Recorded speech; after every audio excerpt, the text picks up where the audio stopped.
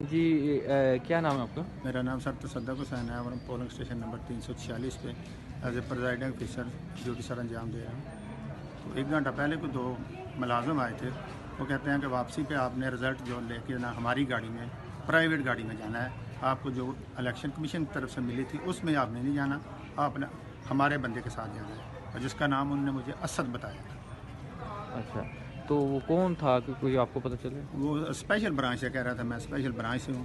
اب نہ تو اس نے ماسک اتارا ہوا تھا، نہ اس نے مجھے کوئی آئی ڈی دی ہے، بس اس نے مجھ سے یہ کہا کہ آپ نے واپسی کا رزلٹ ہماری گاڑی میں ساتھ لے کے جانا ہے۔